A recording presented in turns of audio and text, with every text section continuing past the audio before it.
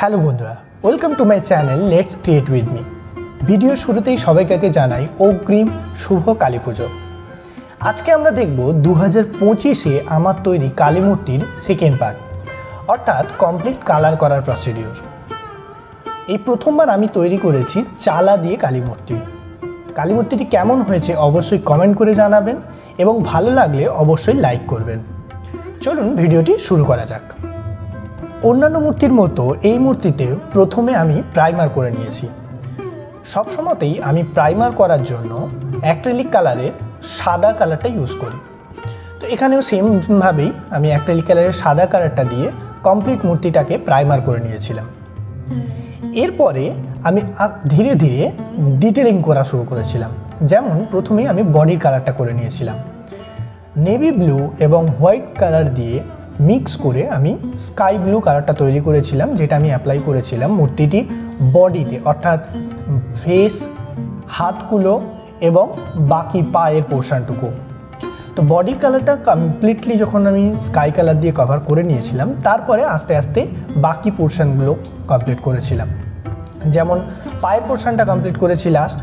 Body colour যখন করেছি একটু হালকা হয়ে যাওয়ার জন্য আমি আবার ব্লু কালারে সেটাকে সেকেন্ড কোট দিয়ে নিয়েছিলাম এবং তারপরে করেছিলাম ডিটেলিংগুলো শেডিং করা। তো শেড করার জন্য আমি নেভি ব্লু কালারকেই ডাইরেক্টলি অ্যাপ্লাই করেছিলাম শেডিং পোর্শনগুলোতে।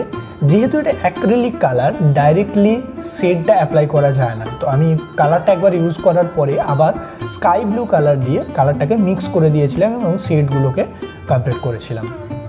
তো এইভাবে শেডিংগুলোকে, অ্যাক্রিলিক কালারের ক্ষেত্রে শেডিংগুলোকে এইভাবে করলে অনেক বেটার দেখতে লাগে। তো এখানে দেখুন কমপ্লিট শেডিং পোর্শনটা আমি কমপ্লিট করছি।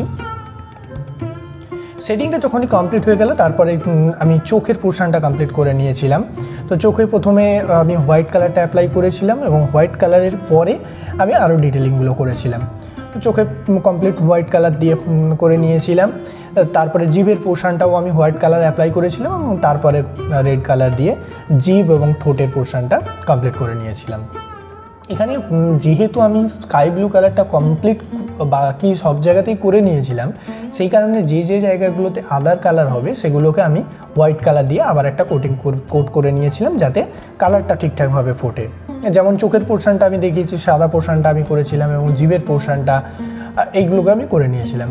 তবে আইব্রোটা হোয়াইট কালার করতে লাগে না, যেহেতু আইব্রোটা আমরা সবসময়তেই ডার্ক কালার ইউজ করি, সেই কারণে আমরা আইব্রোতে হোয়াইট কালার নাও অ্যাপ্লাই করতে পারি।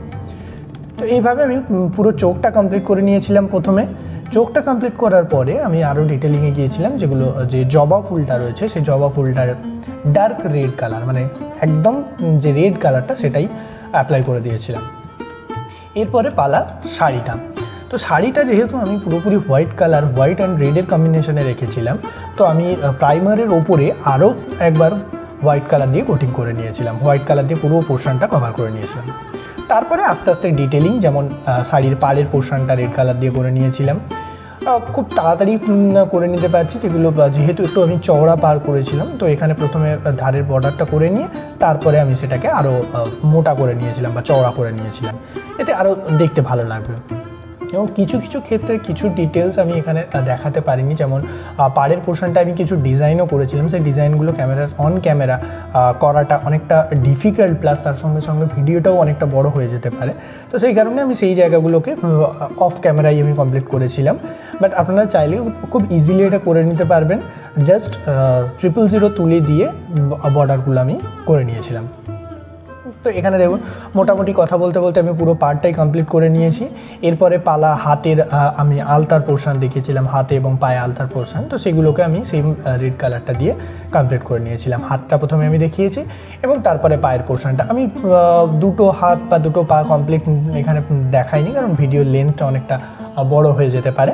তো সেই কারণে আমি জাস্ট কিছু কিছু পোর্শন আমি দেখিয়েছি। তো এইভাবে খুব ডিটেলিং, খুব ধীরে ধীরে ডিটেলিংগুলো করতে হয়, যাতে সৌন্দর্যটা আরও ফুটে ওঠে। তো এখানে আমার কমপ্লিট হয়ে গেছে পায়ের পোর্শনটা মোটামুটি, জাস্ট আর ধারের পোর্শনগুলো কমপ্লিট করে নিলাম। তো এটা ছিল ডিটেলিং হাতের আর পায়ে। তো এবারে জাস্ট ফাইনাল পোর্শন, যেটা ব্ল্যাক কালার দিয়ে হাইলাইট পোর্শনগুলো এবং যে চুলের পোর্শনটা সেটা কমপ্লিট করার। তো আমি চুলের পোর্শনটা প্রথমে কমপ্লিট করে নিচ্ছি এবং এরপরে আমি জুয়েলারি কালারগুলো করব। তো ব্ল্যাক কালারগুলো নিয়ে আমি পুরো চুলের পোর্শনটা অ্যাপ্লাই করে নিলাম। প্রথমে একটা রাউন্ড ব্রাশ, মোটা ব্রাশ দিয়ে আমি পুরোটা কমপ্লিট করেছিলাম এবং তারপরে 000 তুলে দিয়ে বাকি পোর্শনগুলো একটু স্মল এরিয়াগুলোকে কমপ্লিট করে নিয়েছিলাম। এরপরে অ্যাক্রিলিক কালারে গোল্ডেন কালার দিয়ে আমি জুয়েলারি কালারগুলো করেছিলাম এবং শাড়ির পাড়ের কিছু জায়গায় আমি অ্যাক্রিলিক গোল্ড কালারটা অ্যাপ্লাই করেছিলাম আরও অ্যাট্রাকটিভ বানানোর জন্য শাড়িটাকে। তো এইভাবে আমি পুরো পোর্শনগুলোকে কমপ্লিট করে নিয়েছিলাম।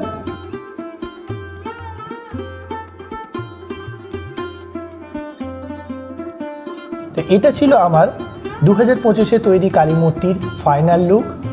অবশ্যই কমেন্ট করে জানাবেন মূর্তিটি আপনাদের কেমন লাগলো, এবং যদি এই ধরনের আরও ভিডিও দেখতে চান ইন ফিউচার তাহলে চ্যানেলটিকে অবশ্যই সাবস্ক্রাইব করবেন এবং পাশে থাকা বেল আইকনটি প্রেস করে দেবেন ডাইরেক্টলি নোটিফিকেশন পাওয়ার জন্য ভিডিও আপলোড করার সঙ্গে সঙ্গে। ভিডিওটি সম্পূর্ণ দেখার জন্য ধন্যবাদ।